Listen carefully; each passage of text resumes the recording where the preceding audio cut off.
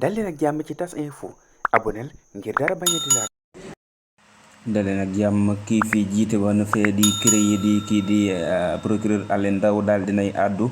moom nag moom mii di secrétaire général parti bii di PJDD ànd doxal dëgg moom moomee xamle na ay kàddu jëmale ko ci kii di le président Macky Sall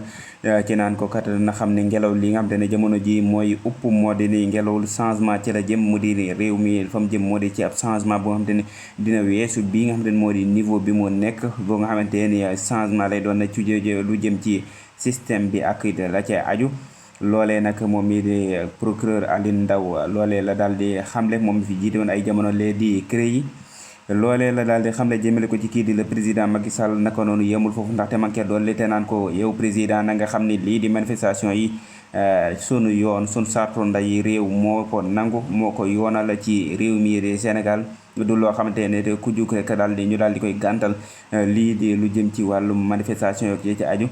moom daal la ca am moo di ni lii di suñ sart réew moo ñu ko may te à chaque fois ñu ngi gis ñoo xamante ne ñi ngi bëgg a manifester ñu leen koy gàntal ak la ca aju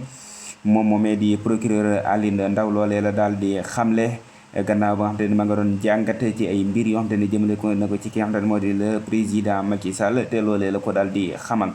moom muy mi nag di procureur Alioune Ndao bokk na ci ñi nga xamante ne bëgg nañoo bokk ci lawax yi nga xamante ne moom la ñu jëm mu dee lawax yi war a am ci atum 2024 ci le 25 février yooyu nga xamante ni ñu bëri ci ay candidat jamono ji ña nga leen di investir ci li nga xamante ne moo di ci gox yi ak ci gox-goxaan yi lii moo fi nekkan ci ay xibaar wéy leen nga di abonné jaa ngeen jëf